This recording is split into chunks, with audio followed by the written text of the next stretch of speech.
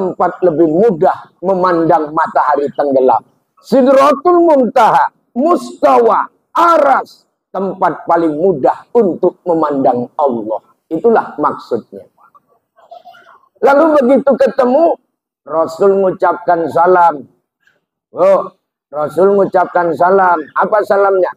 At-tahiyatul mubarakatus salawatut thayyibatul lillah. Dijawab Allah, assalamu alaika ayyuhan nabiyyu wa rahmatullah wa barakatuh.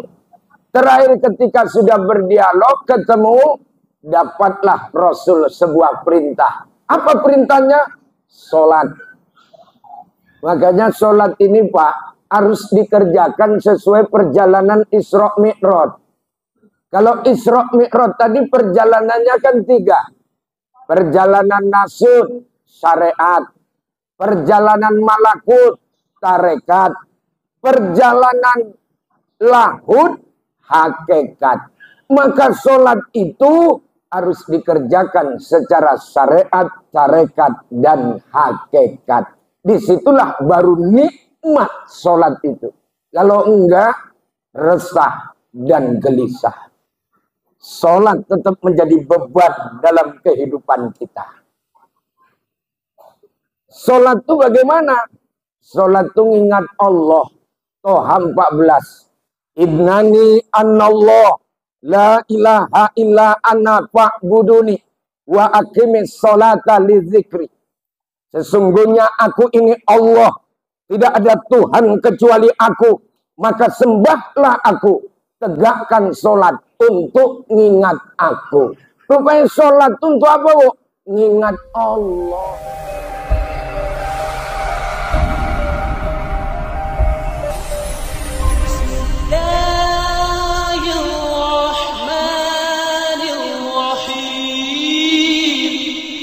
Assalamualaikum warahmatullahi wabarakatuh.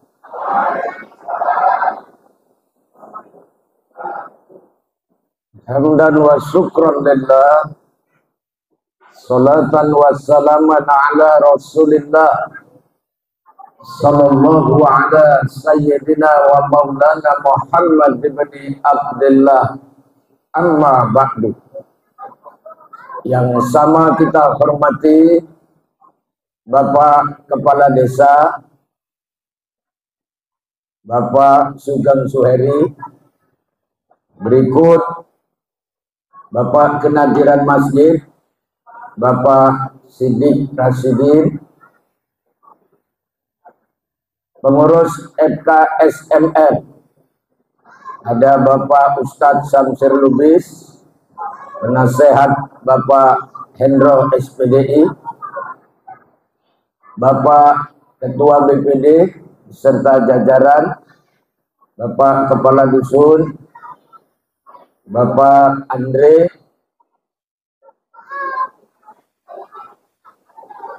para bapak, ibu, saudara-saudara yang tidak dapat saya sebutkan satu persatu, semoga kita yang hadir dirahmati dan dimuliakan Allah. Mudah-mudahan panjang umur kita, murah rezeki kita, lunas hutang-hutang kita. Kalau sudah lunas, hubungi mekar setempat. Halo. Panitia penyelenggara acara malam hari ini, semoga adik-adik kita ini menjadi generasi yang soleh dan soleha. Puja syukur kehadirat Allah sebagai Tuhan Zat wajibal wujud, Tuhan yang wajib adanya, terbukti dengan ada yang diciptakannya. Setiap yang ada pasti ada yang mengadakannya. Tidak masuk akal ada yang diciptakan, tidak ada yang menciptakan. Cuma persoalannya, Apakah sama yang diciptakan dengan yang menciptakan? Jelas beda. Karena nggak mungkin sama roti dengan tukang rotinya. Nggak pernah kita nanya, abang tukang roti ya? Kok tahu mukamu macam roti? Gitu ya? Nggak pernah. Itulah Allah sebagai Tuhan Zat Wajibal Wujud. Salawat yang akmal kepada baginda Rasul Muhammad Sallallahu Alaihi Wasallam. Semoga dengan memperbanyak salawat, insya Allah nanti kita akan dapatkan syafaat pertolongan di yaumil qiyamah. Hadirin, malam ini kita memperingati Isra Mi'raj. Sebagaimana ayat yang dibaca oleh qari'ah kita tadi, surat Al-Isra ayat 1. Subhanalladzi asra bi'abdihi lailan minal masjidil haram ilal masjidil aqsa alladzi barakna haulahu linuriyakum min ayatina innahu huwas samiul basir. Maha suci Allah yang telah memperjalankan hambanya pada suatu malam dari Masjidil Haram ke Masjidil Aqsa, yang telah kami berkati sekelilingnya untuk memperlihatkan sebagian tanda-tanda kebesaran kami. Sesungguhnya Allah Maha mendengar lagi Maha melihat. Ada 3 alam yang ditembus oleh Rasulullah dalam perjalanan Isra dan Mi'raj. Pertama, alam nasut. Yang kedua, alam malakut. Dan yang ketiga, alam lakut. Dari Masjidil Haram ke Masjidil Aqsa, ini alam nasut namanya. Alam jasmani. Ilmunya syariat. Dari Masjidil Aqsa naik ke langit pertama sampai langit ke-7, ini namanya alam malakut. Ilmunya tasawuf, kajinya tarekat. Dari langit ke-7 sampai ke Sidratul Muntaha, sampai ke Baitul Ma'mur, Al-Mala'il A'la, Rob, itu disebut alam lahut, alam ketuhanan. Maka malam ini saya akan jelaskan proses perjalanan ini. Insya Allah, nggak lama-lama ini Pak, karena ada pasar malam.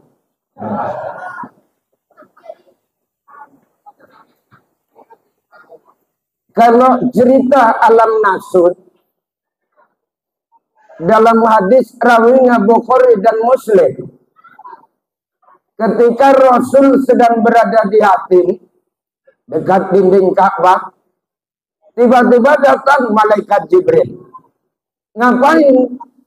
Membelah dada Rasulullah, dikeluarkan isi hati Rasul, berikut hati itu dicuci dengan air Zam-Zam. Kenapa hati Nabi dicuci pakai air Zam-Zam? Karena hati manusia ini sarangnya penyakit. Penyakit lever bahaya, betul. Penyakit kanker bahaya. Tapi penyakit hati itu sangat berbahaya. Yang mana itu penyakit hati? Imam Al-Ghazali dalam Arba'in menjelaskan 10 penyakit hati. Tapi supaya cepat, nggak lama-lama ya Bu. Oh, supaya cepat, ya, supaya bisa nonton. Penyakitnya saya ringkat, namanya penyakit AIDS. Apa itu AIDS? A-nya angkuh, I-nya iri, D-nya dengki, S-nya serakah. Ini penyakit manusia nih Pak. Angkuh, sombong. Dikasih nikmat oleh Allah, banyak manusia lupa diri. Ada nikmat namanya nikmat jabatan. Itu nikmat itu. Tapi alhamdulillah Pak Sugeng dikasih nikmat jabatan kepala desa. Insya Allah beliau loyal sama masyarakat. Cara-cara kegiatan di mana beliau hadir. Kalau saya nengok beliau nggak cocok lagi jadi kepala desa. Jadi anggota DPR lebih pas. Karena mengayomi rakyat, mengayomi masyarakat. Dan perwakilan untuk daerah tempat kita ini. Karena desa kita nggak ada DPR-nya nih Pak. Nah, insya Allah ke depan. Si lama tuh. 2029.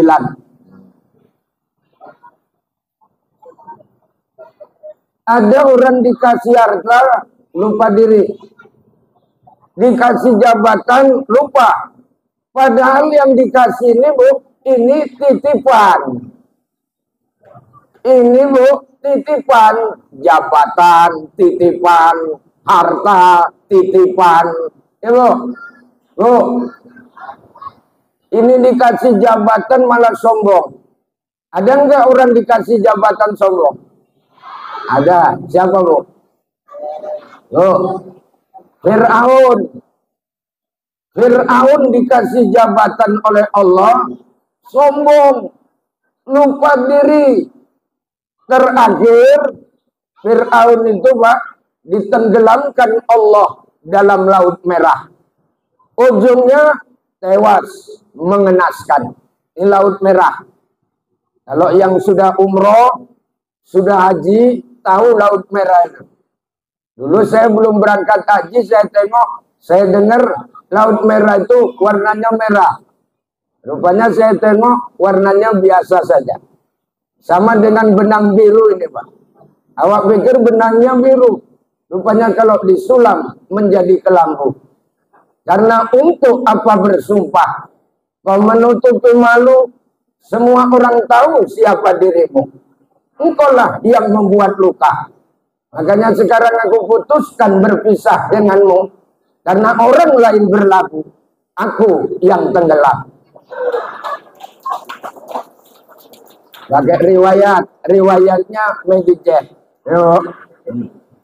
Ini sombong. Jadi ibu nggak boleh sombong. Ya Bu. Bu. Kalau begitu rumah ibu itu titipan atau milik ibu? Titipan. Anak-anak ini Bu, titipan atau anak ibu? Titipan. Suami kita ini Bu, titipan atau milik ibu? Titipan.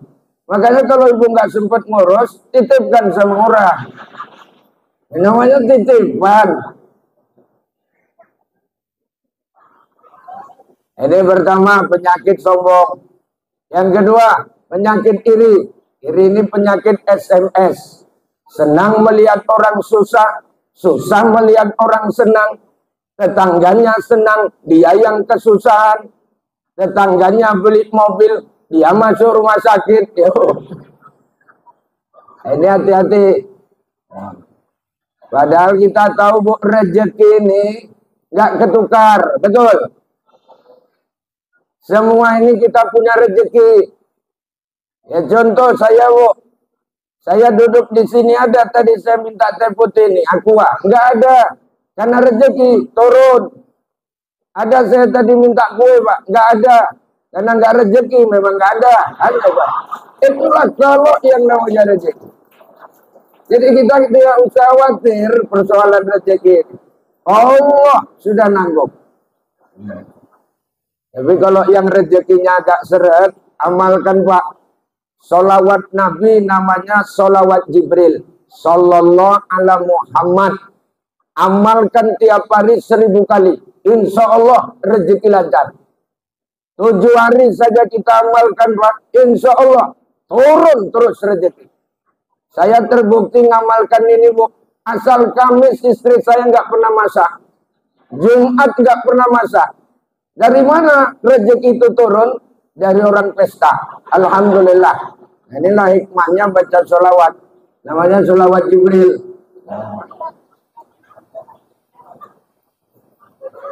Ada penyakit dengki lagi nih. Dengki ini nggak senang dengan orang lain, cuma orang lain hancur. Ini penyakit dengki. Kalau penyakit serakah ini nggak pernah puas dengan apa adanya. Makanya kalau di kantor-kantor Pak, di birokrasi, gara-gara serakah, bila perlu injek bawah, sikut kanan kiri, jilat atas. Kenapa? Serakah dalam hidup.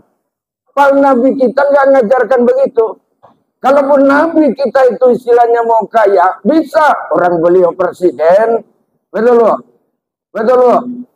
Namanya presiden, mau hidup mewah, bisa. Tapi Rasul ngajarkan kita untuk hidup sederhana. Tidur di atas pelepah daun tamar, sarapan paginya seteguk air jam-jam sebiji korma. Bahkan di sela-sela itu, beliau selalu doa. Apa doanya? Allahumma ahyini miskinan, wa tawaffani miskinan, wa hasirni yaumal qiyamah bijamratil masakin. Ya Allah, hidupkan saya dalam keadaan miskin, matikan saya dalam keadaan miskin, kumpulkan saya nanti di akhirat beserta orang-orang miskin. Ini doa Nabi. Minta hidup jadi orang miskin. Pernah ibu doa minta miskin, Bu? Nggak pernah ya? Nah, di Indonesia cuma satu yang ngamalkan doa Nabi. Siapa dia? Hamdan ATT.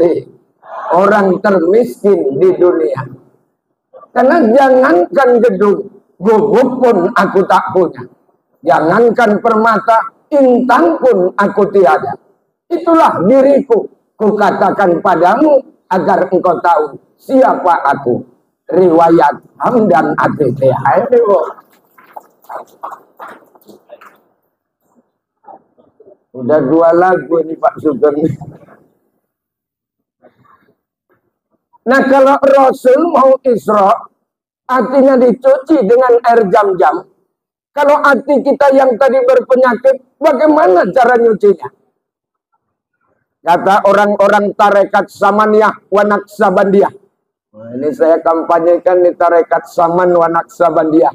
Termasuk tarekatnya abang kita, Pak Ustadz Muhammad Siddiq. Ini beliau tarekat Samaniyah wa Naqsabandiyah. Apa katanya? Kalau hatimu kotor, cucilah pakai sabun. Apa sabunnya? Zikrullah. Zikir kepada Allah. Perbanyak zikir kepada Allah. Apakah zikir cuma mengucap la ilaha illallah? Tentunya pakai metode. Jangan cuma ucap-ucap saja. Bagaimana caranya? Ini Tuan Syekh Abdul Somad Al-Palembani. Bukan Ustadz Somad. Ini satu angkatan dengan Tuan Arsyad Al-Banjari. Di Mekah mereka belajar sama Tuan Syekh Saman Al-Madani. Merupakan keturunan dari Rasulullah Sallallahu Alaihi Wasallam. Maka diajarkan oleh Tuan Syekh Abdul Samad Al-Palembani dalam kitab Hidayatus Salikin. Ketika kita berzikir, waktu mengucap la, tarik dari pusat ke ubun-ubun. Begitu ilaha, tarik ke bahu sebelah kanan. Ketika mengucap ilallah, pukulkan Bu 2 jari di bawah susu yang sebelah kiri. Nanti aja Bu, di rumah aja. Nah, diukur-ukur pula sama Ibu. Jangan nanti. Nah, 2 jari di bawah susu. Ini apa namanya? Latifatul qalbi. Letaknya hati di dada yang sebelah kiri. 2 jari di bawah susu. Kenapa begitu? Karena cita-cita. Ketika dia bilang sakitnya tuh di sini, dia juga menunjuk dadanya yang sebelah kiri. Itulah letak latifatul qalbi.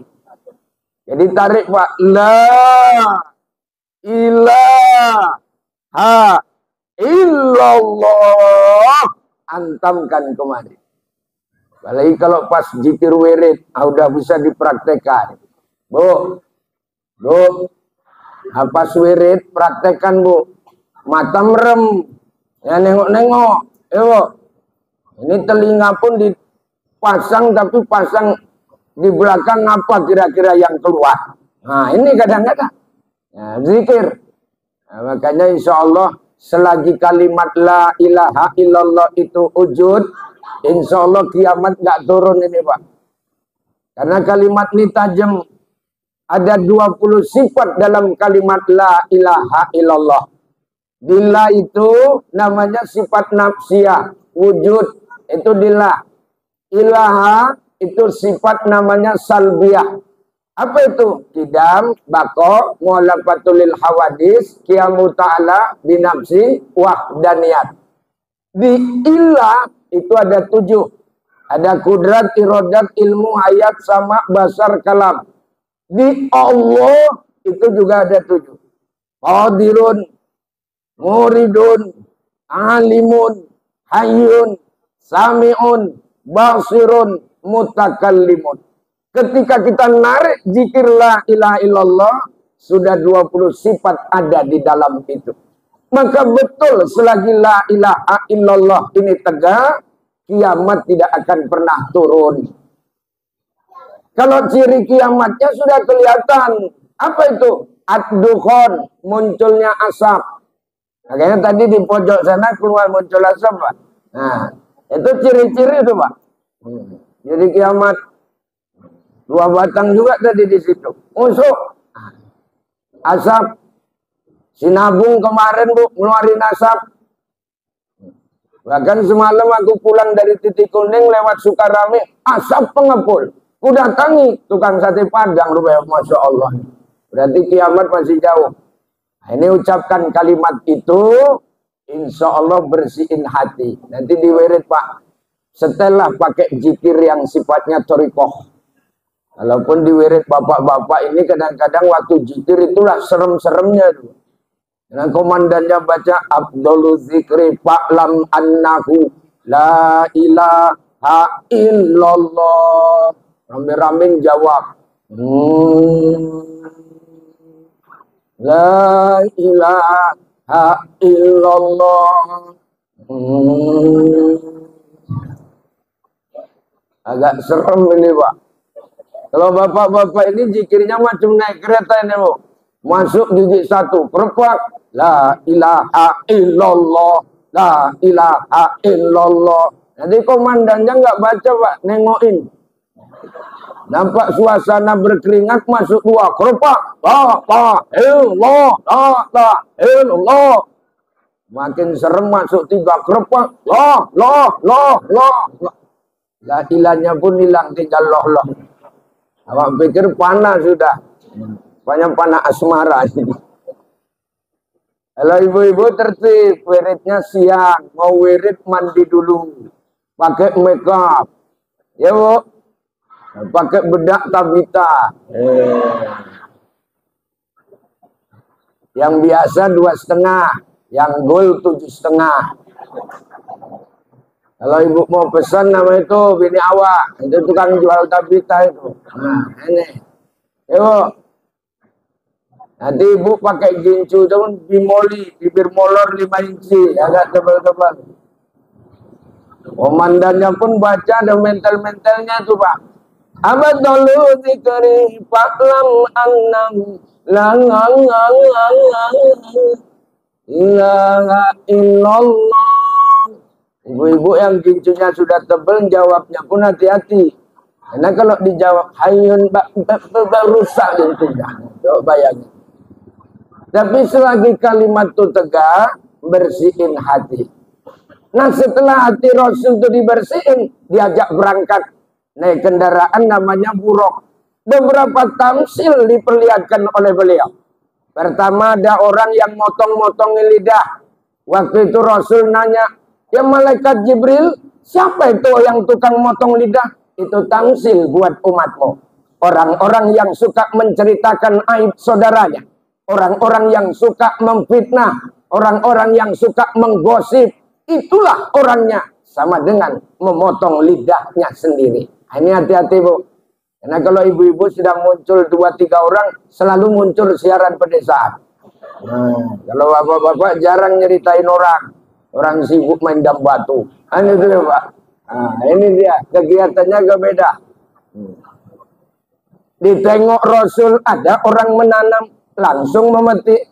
Di situ dia tanam, di situ langsung dia petik. Langsung tanya sama malaikat Jibril. Malaikat Jibril, siapa itu orang yang nanam langsung mati? Malaikat Jibril ngomong, itulah tamsil buat umatmu. Orang-orang yang suka bersedekah, itulah sama dengan menanam, langsung dia petik. Memang betul lah kalau sodakoh itu menolak 70 pintu bala dan 70 pintu musibah. Orang yang rajin sedekah, jauh dari bala, jauh dari musibah. Ini insya Allah ini, Pak. Dan saya pernah ceritain, Bu, di Batang Kuis, Kecamatan Batang Kuis. Kalau saya tinggalkan di Kecamatan Persetan, Percut Setuan. Nah, ini Persetan namanya. Ini Batang Kuis sebelah.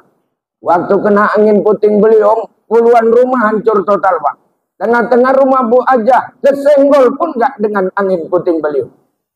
Waktu itu bupatinya Bang Azhari Tambunan turun. Aku pun turun di belakang dia. Lalu dia ngomong, Ustaz, tanyakan sama ibu ini. Apa amalan dia?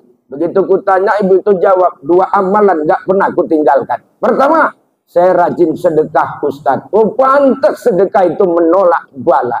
Yang kedua, saya rajin minum jamu tolak angin. Oh, itu rupanya, Pak. Nah, ini amalkan insya Allah. Aman kondisi kita. Ini kerjasama sama tukang jamu. Rajin sedekah, Bu. Ya. Nah, sedekah menolak bala, insya Allah. Ada masjid, bantu. Masjid sedang dibangun, bantu. Langsung tanya, berapa sak semen yang dibutuhkan, Pak? Sekitar 500 rak. Dari saya tulis, berapa? 2 aja, Pak. Alah, 2 aja kok ngomong-ngomong. Sumbang saja, nggak usah ngomong-ngomong. Nah, itulah istilah yang disebut dengan sodako. Sampai di Masjidil Aqsa, ini perjalanan alam nasud selesai. Naik Rasul ke alam malakut. Dari langit pertama sampai ke-7. Sebenarnya isi langit pertama sampai ke-7, ini kalau dalam dunia antropologi, ini kan disebut planet ini. Langit pertama, planet Mars. Langit kedua, planet Venus. Langit ketiga, Jupiter. Kan ada itu, Pak. Pernah belajar dulu ya, Pak? Nah, saya agak lupa-lupa ini. Nanti keempatnya Venus, masuk ke-6 Saturnus, masuk lagi pokoknya nus-nus lah.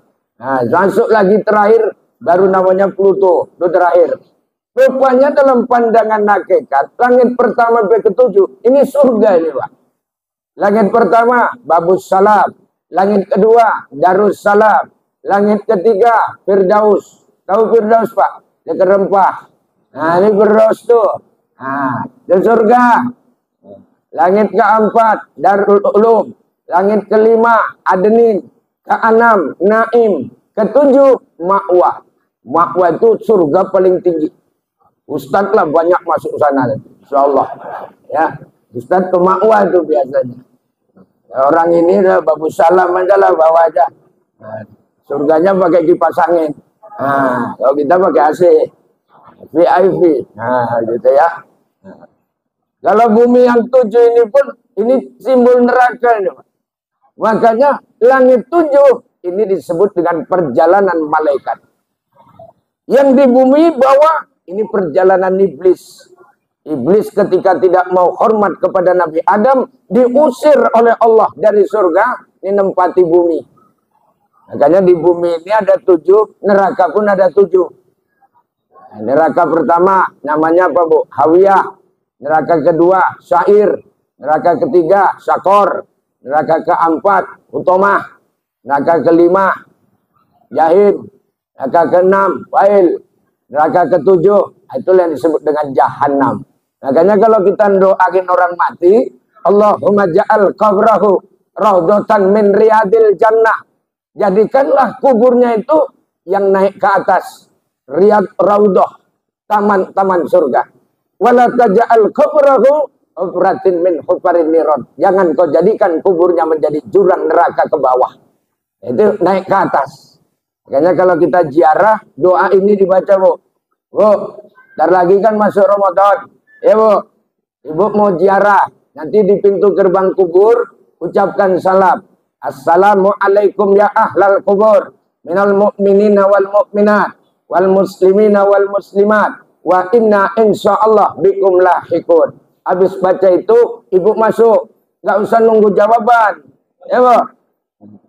Jangan nunggu jawaban, malah dijawab malah ibu nggak jadi ziarah. Dan nyariin kuburan lewat kubur sambil baca dalam kitab Hidayatus Sibyan, la ilaha illallah wahdahu la syarikalah lahul mulku wa lahul hamdu yuhyi wa yumit wa huwa hayyun daimun la yamut biyadihil khair wa huwa ala kulli syai'in qadir. Sambil nyari kuburan baca itu, Pak. Apa yang terjadi?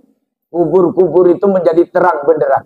Saking derangnya, mayit-mayit pada bangun sambil bertanya satu dengan yang lain. Kenapa kubur kita ini kok jadi terang? Oh, ada yang lewat. Oh, Ustadz Ngatman najis rupanya yang lewat. Pantas baca doa, terang kubur kita. Datang mayit satu ngomong, kemarin kok gelap ya Bang? Iya, gen togel lewat tuh nggak baca doa. Kita tengok siapa yang lewat. Nah, jadi begitu nanti ziarah, insya Allah. Kalau yang namanya langit pertama sampai ketujuh, isinya para nabi.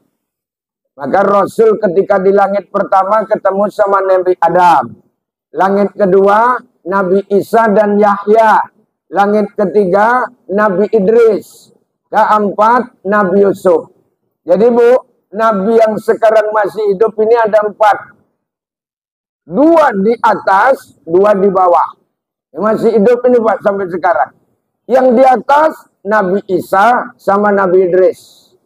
Yang di bawah, Nabi Khidir sama dengan Nabi Ilyas. Itu yang masih hidup. Nabi Ilyas jaga lautan, Nabi Ilyas jaga tanaman, Nabi Khidir jaga lautan. Ini masih hidup itu. Kalau nanti berangkat haji, orang ini selalu tahallul potong-potongan rambut. Nanti kalau Bapak misalnya haji disalami, ada di sini nampak tak ada tulang, itulah Nabi Khidir. Tapi jangan pula nanti Bapak berangkat haji nyalamin orang mau nyariin Khidir. Ya, terakhir nggak tawaf kan itu ya. Nah, itu Nabi Khidir. Nah, masih ada jumpa. Kalau ibu mau jumpa, rajin baca surat Al-Kahfi. Insya Allah ketemu Nabi Khidir. Baca surat Al-Kahfi. Karena Al-Quran ini Pak, fadilahnya banyak. Macam surat Al-Muluk itu kalau dibaca, insya Allah nanti masuk kubur, malaikat itu mau nyiksa kita, nggak akan pernah sampai karena berkat surat Al-Muluk. Maka amalkan setiap malam nih Bu, surat Al-Muluk. Dibaca aja. A'udzubillahi minasyaitonir rajim. Bismillahirrahmanirrahim. Al-Muluk. Shadaqallahul azim. Ya kan pendek ya Bu. Nah, kalau ibu ngamalkan gini, insya Allah dipukulin malaikat itu. Dibacalah. Tabarakalladzi biyadihil mulku wa huwa ala kulli syai'in qadir. Itu dibaca sampai habis. Itu satu, ngindari nanti azab kubur. Yang kedua, ngindari azab kubur waktu sholat. Begitu fil alamina innaka hamidum majid, jangan salam, tambahi doa. Di kitab Sabilal Muhtadin yang dikarang oleh Tuan Arsyad Al-Banjari dari hadis Rasulullah. Apa itu doanya?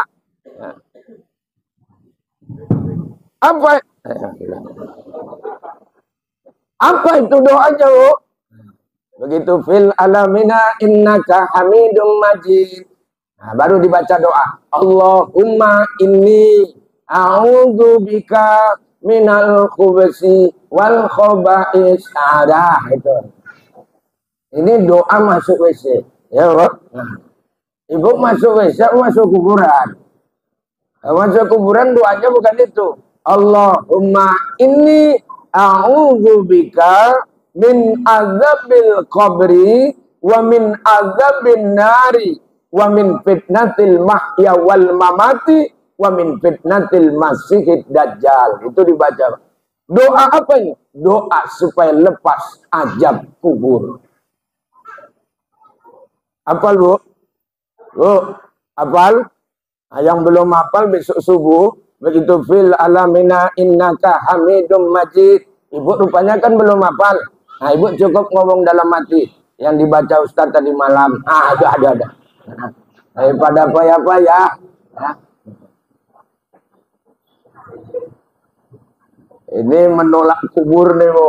Karena begitu nanti kita masuk alam barzah, yang kita hadapi ini malaikat munkar nakir. Makanya Pak Bilal tuh betul-betul reksona dia, Pak. Setia setiap saat. Begitu kita masuk di atas, langsung diajari. Si Polan, 7 langkah kamu melangkahkan diri dari sini, akan datang kepadamu 2 malaikat. Namanya munkar dan nakir.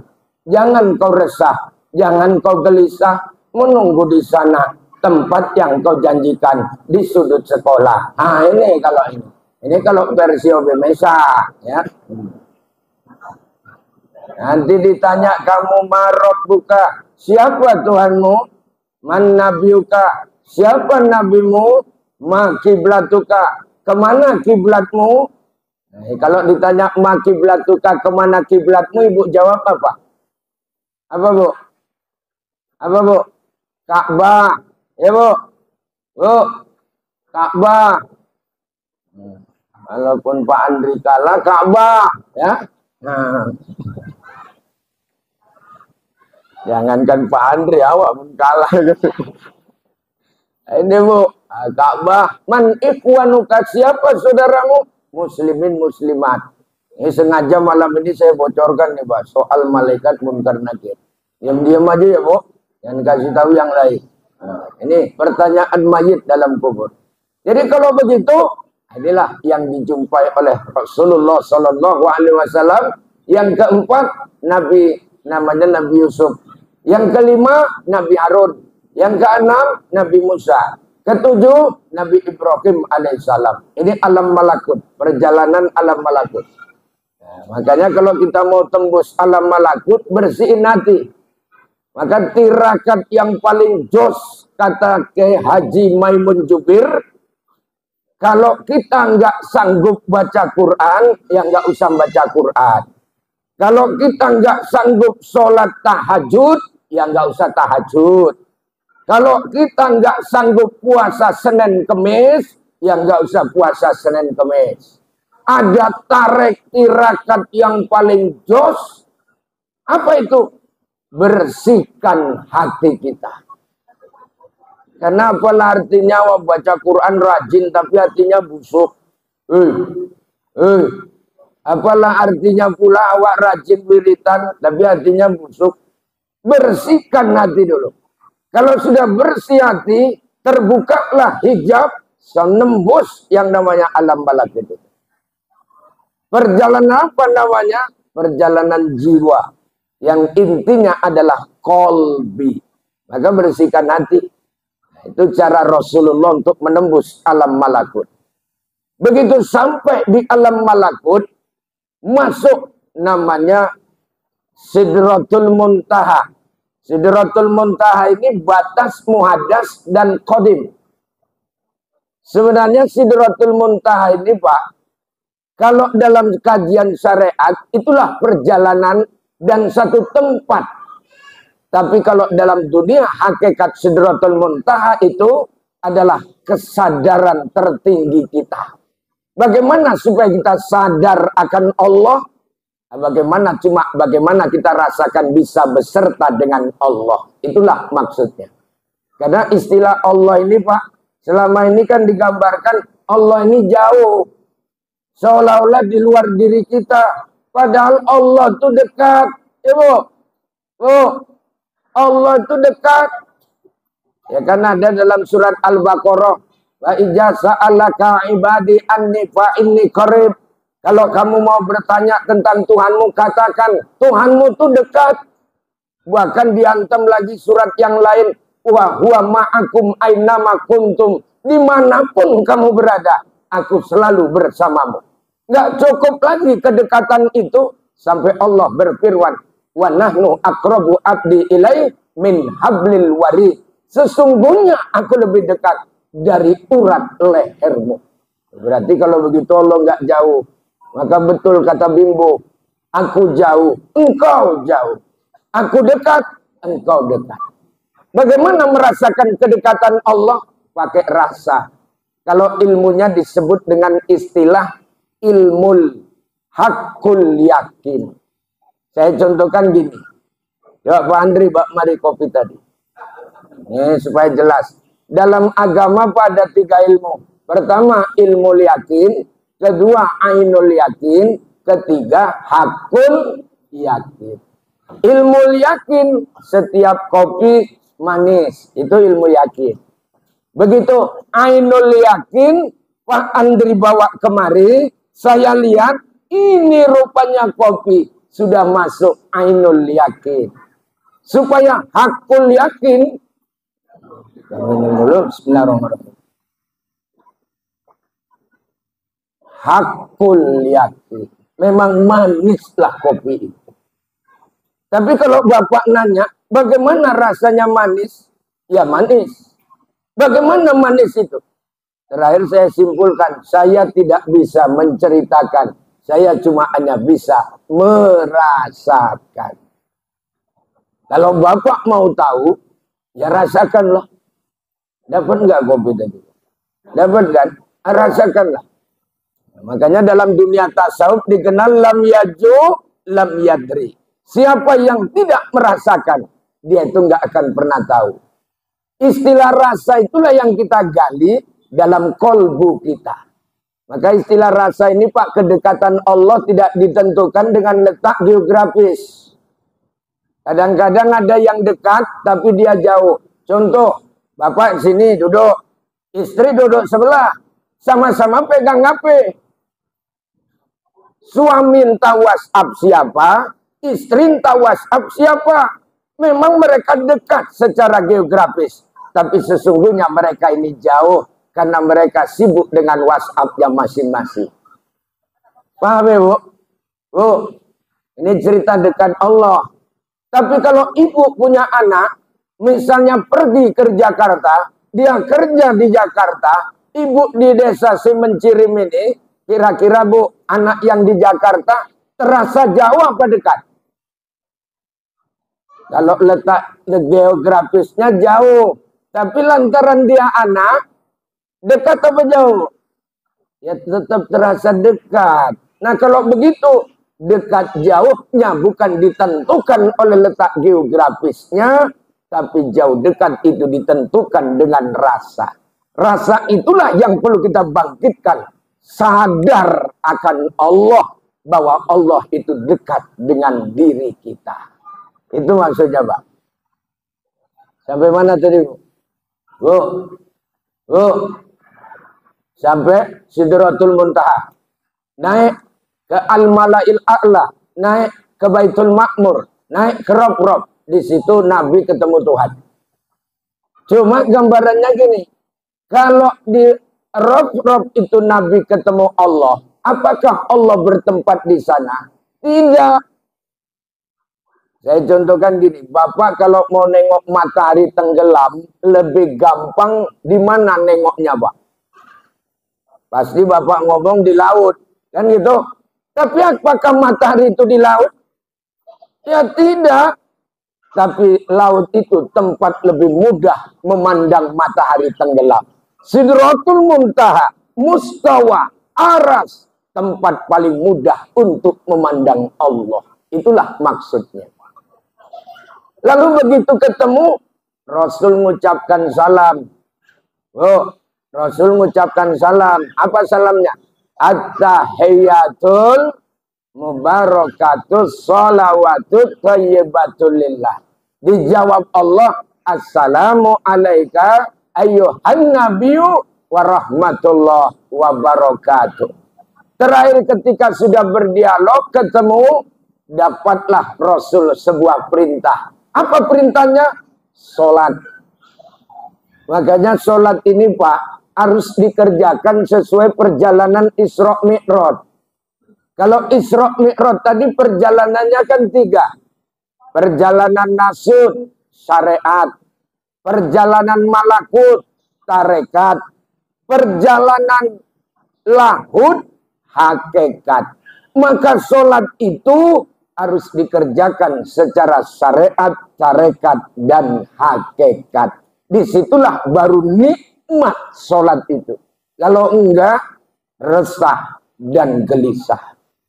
Sholat tetap menjadi beban dalam kehidupan kita. Sholat itu bagaimana? Sholat itu ingat Allah. Toha 14. Ibnani annallah la ilaha illa ana fa'buduni wa aqimis sholata li dzikri. Sesungguhnya aku ini Allah. Tidak ada Tuhan kecuali aku. Maka sembahlah aku. Tegakkan sholat untuk mengingat aku. Rupanya sholat untuk apa, Bu? Mengingat Allah. Lalu bagaimana cara mengingat Allah? Nah, makanya belajar ilmu tauhid. Kenal Allah 4. Kenali nama, kenali sifat, kenali perbuatan, kenali zat. Saya tanya, Bu. Saya tanya Ibu. Bu. Siapa Tuhan Ibu? Allah. Berarti Ibu sudah kenal nama. Allah yang mana itu, Bu? Yang menciptakan langit dan bumi. Berarti sudah tauhidul af'al. Sudah mengerti perbuatan Allah. Kalau begitu Allah menciptakan langit dan bumi, berarti Allah itu bagaimana, Bu? Allah itu ada. Berarti sudah tauhidus sifat. Lalu kalau begitu, sudahkah kita menyaksikan akan Allah? Nah, dalam syahadat selalu kita saksikan. Asyhadu alla ilaha illallah. Ini saya contohkan gini supaya gampang. Tentang nama Allah, perbuatan Allah, sifat Allah, dan zatnya Allah. Supaya gampang gini. Ada 4 pemuda. Di sebelah sana ada gadis kembang desa. Yang satu ditanya, kamu tahu nggak gadis kembang desa itu? Dijawab sama dia, saya kenal namanya. Siapa itu? Sakinah. Berarti dia sudah tauhidul asma. Kenal nama. Yang pemuda satu lagi ngomong, saya bukan hanya kenal nama. Dia suka senyum rupanya, Pak. Berarti dia sudah tauhidus sifat, kenal sifat. Yang satunya lagi ngomong, pemuda ketiga, saya bukan hanya tahu nama, bukan hanya dia suka senyum, tukang pecel kan, Pak. Tukang pecel kan, Pak. Berarti dia sudah kenal akan af'al perbuatannya. Pemuda yang keempat diem aja. Kau macam mana kenal sama cewek itu? Kalau saya bukan hanya kenal nama, kenal sifat, kenal perbuatan. Kenapa? Karena yang diceritakan si Sakinah itu adalah mantan biniku. Ah, ini dia. Berarti sudah tahu hidup zat. Sudah merasakan si Sakinah itu macam mana. Inilah dalam kajian ketika kita beramal harus menyentuh pada aspek yang dalam. Sekarang ini kan banyak orang sholat ya sholat, rajin, naik haji ya naik haji, puasa Ramadan ya puasa Ramadan. Tapi amal-amal itu tak merubah tatanan perilakunya. Ini namanya amal ritual nih namanya. Tidak menyangkut aspek spiritual. Nah, kalau begitu Bu, saya tanya, Bu, sholat kan ingat Allah ya Bu? Apanya yang Ibu ingat? Oh, saya ingat tulisan alif, lam, ha. Oh, itu masih nama, bukan yang punya nama. Makanya kemarin Pak, yang orang-orang berangkat haji, begitu kumpul, saya ngasih tausiah. Bapak ke sana ngapain? Ke Baitullah Ustaz. Apa itu? Rumah Allah. Jadi nengok rumah Allah. Ka'bah.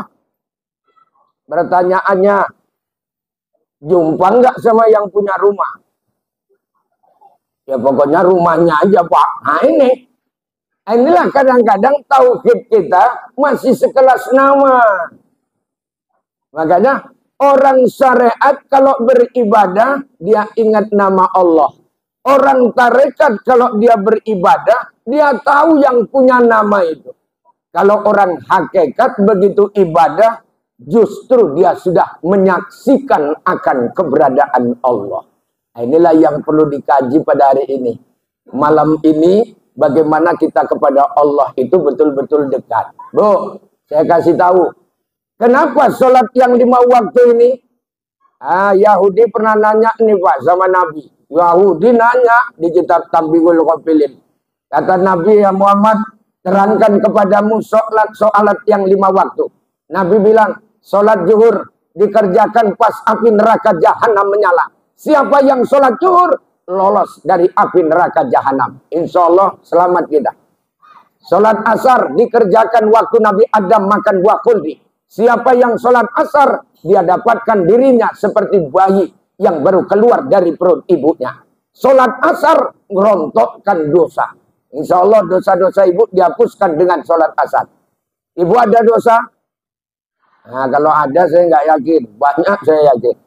Nah, ya Bu. Nah, sholat asar. Sholat maghrib Nabi Adam berdoa. Doanya dikabulkan. Siapa yang selesai sembahyang maghrib berdoa apa saja dikabulkan sama Allah. Ya habis maghrib rajin-rajin doa Bu. Ya Bu. Ya Allah jadikanlah rumah tanggaku rumah tangga yang sakinah mawaddah warahmah. Terakhir di rumah tangga pun ibu nengok suami senyum. Suami pun nengok ibu senyum juga. Sakinah. Sampai ibu ngomong, Bang, bila kamu sedep ini rumah tangga gini. Suaminya senyum, ibu senyum. Kan ada suaminya yang senyum, nengok ini ibu.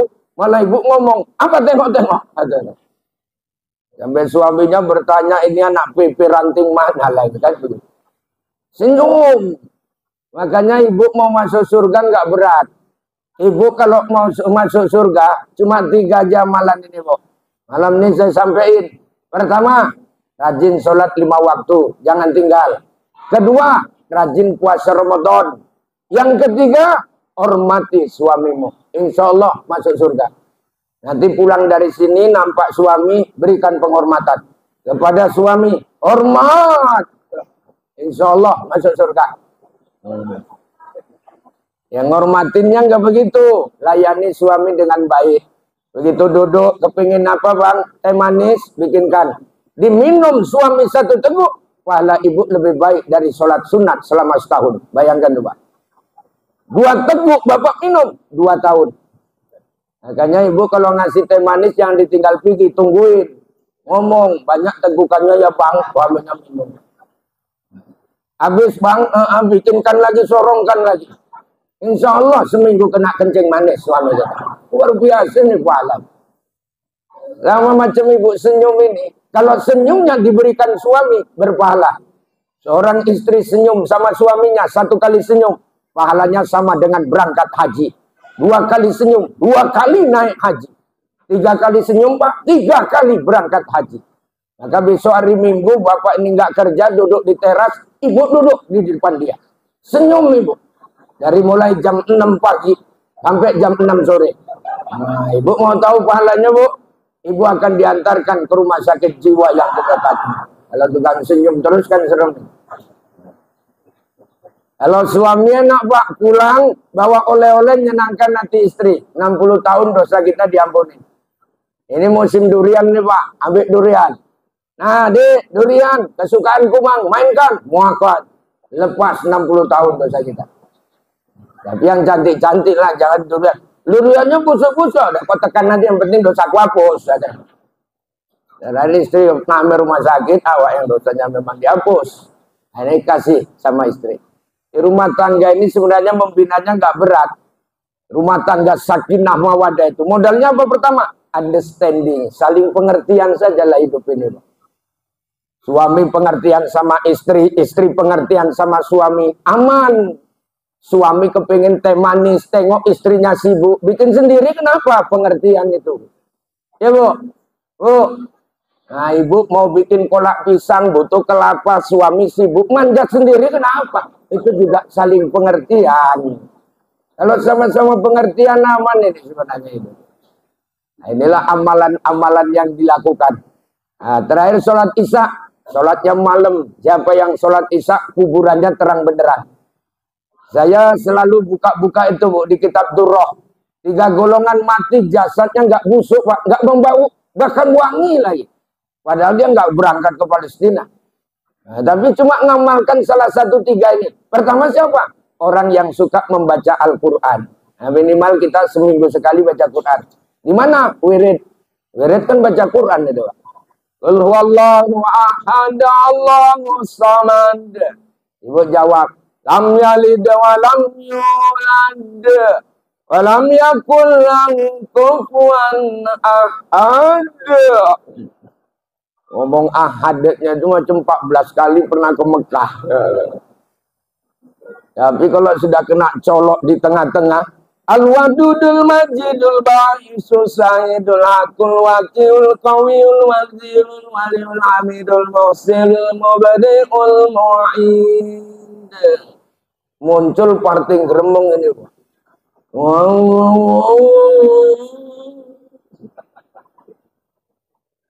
Baca Quran, malaikat pun ini baca apa-apa kan gitu ya. Mana mau nyatatnya? Baca Quran. Ini anak-anak segini Bu, ciptakan generasi Qurani. Biasanya anak-anak kita ini Pak sekarang ini bahaya narkoba ini luar biasa nih Pak. Makanya di Serbia ada momentum, saya tidak bangga anak saya jadi polisi. Saya tidak bangga anak saya jadi tentara. Saya tidak bangga anak saya pegawai negeri. Anak saya jadi DPR. Tapi saya lebih bangga kalau anak saya tidak terlibat narkoba. Wow, ini Pak. Ngeri. Makanya Alhamdulillah di MUI sudah bentuk Ganas Anar. Gerakan Nasional Anti Narkoba. Aku wakil ketua. Tukang bawa residen. Kalau ada yang kena, aku bawa ke Insaf. Ada yang orang tuanya kaya, kita bawa ke Lido. Untuk residen. Itu bahaya. Karena kalau anak sudah kena narkoba ini Pak, di rumah, memang dia pembersih ini. Kompor gas habis. Kereta-kereta disekolahin. Gitu aja ini. Pening orang tuanya. Nah, segera diobati Pak. Diobati ke dinas sosial, Insaf. Biayanya murah kok. 1 bulan 500.000. Kalau tempat Bang Kamal 5 juta. Tergantunglah kemampuan kita. Kalau di rumah aja nanti kasihan dia. Nah, karena lama-lama habis. Apalagi kalau sudah keracunan ke dalam. Ini luar biasa. Bro-bro kita itu di Lido itu Pak. Dari Bro Simon, Bro Rocky. Semua itu pemain-pemain kelas kakap. Saya dengar kabar sudah berpulang. Nggak tahan juga ke dalam.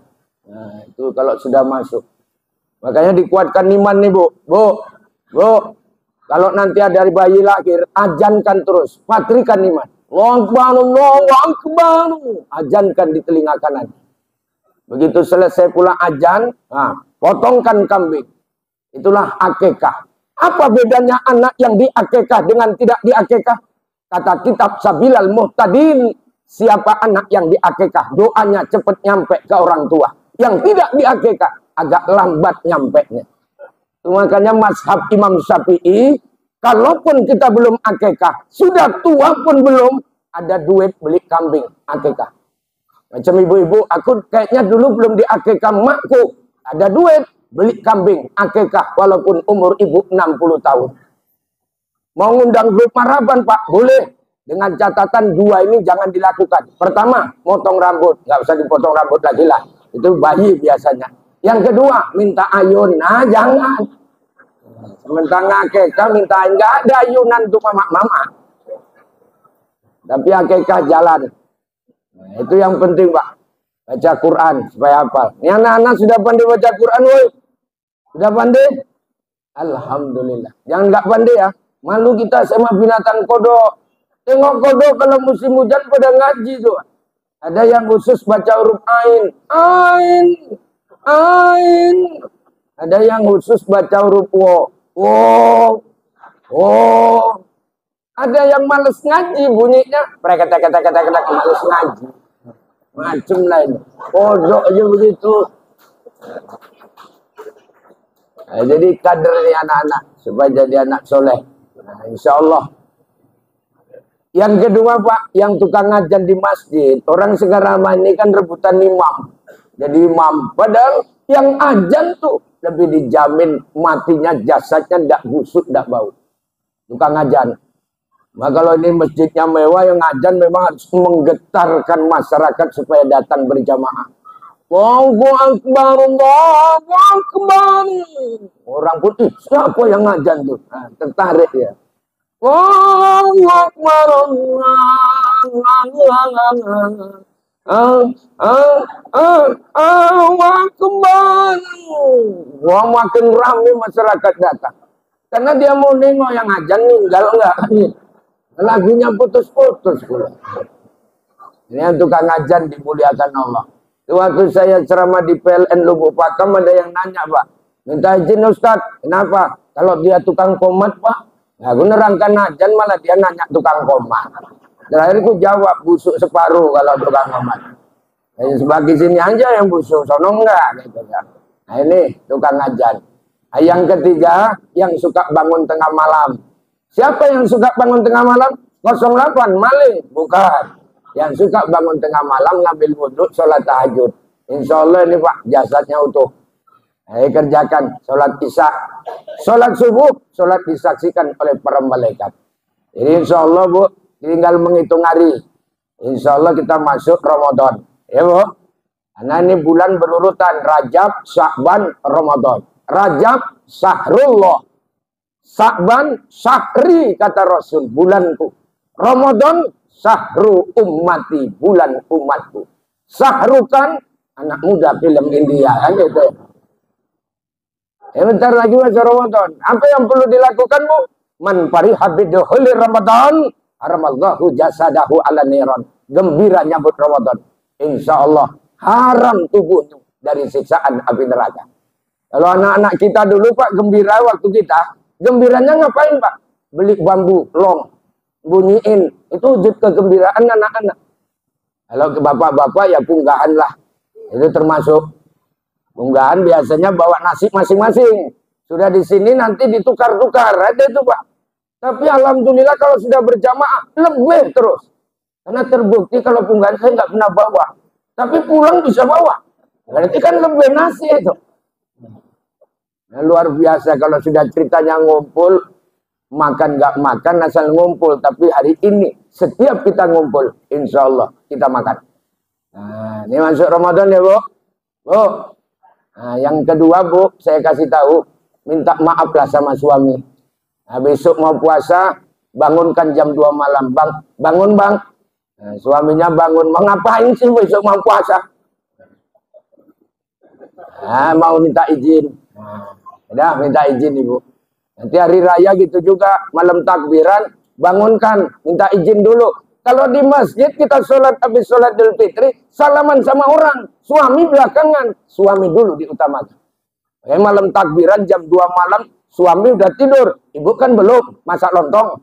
Nah, bangunkan suami jam 2. Bang, bangun Bang. Mau ngapain sih hari raya? Mau minta izin. Rupanya maaf ini Pak, secara hukum fikih, suami istri melakukan hubungan di malam Idul Fitri, hukumnya makruh. Kalau jadi anak, nanti anaknya nggak sehat. Lagi pula kan nggak cocok Pak. Bapak-bapak yang lain di sini nabui beduk. Dan entah nabui apa-apa saja kan. Nah, makanya dikondisikan malam takbir itu supaya kita itu tetap bertakbiran. Salami suami dulu Bu, minta izin. Nah, suruh duduk suami, Bu, mundur 3 meter. Langsung tiarap. Dekati suami, pegang tangannya. Bang minta izin ya Bang, besok hari raya. Jangan begitu. Pergunakan kalimat yang agak lebih sahdu. Bang, dosaku banyak Bang. Sebanyak butir-butir pasir di pantai. Sebanyak buih di lautan. Karya Hairil Anwar. Nah, insya Allah dikabulin yang begini. Nah, jadi ini diamalkan ya Bu. Nah, insya Allah. Makanya doa kita, Allahumma barik lana fi Rajab wa Sya'ban wa balighna Ramadan. Berkahi hidupku di bulan Rajab, Sya'ban, sampaikan umurku nanti dengan Ramadan. Insya Allah. Oke, thank you very much. It's next this week again because sudah malam ya. Ini saja kaji yang kita sampaikan malam ini. Insya Allah kita tutuplah dengan sebuah pantun. Seperti biasa pantun yang saya sajikan bahwa nyebrang sungai, sungainya banjir. Karena sungainya banjir, orang mau nyebrang pun ya ketakutan lah Pak. Namanya air melimpah ruah. Orang ya takut semua terakhir pulang. Nah, nggak ada yang nyebrang waktu itu. Ini sajalah pantun yang bisa saya sampaikan. Mudah-mudahan menambah wacana buat kita semua. Terima kasih atas segala perhatian. Mohon maaf segala kekurangan. Billahi hidayah wa taufik. Wallahu muwaffiq ila aqwamit thoriq. Assalamualaikum warahmatullahi wabarakatuh. Ustaz, doa Ustaz. Ustaz Hendro. Doa.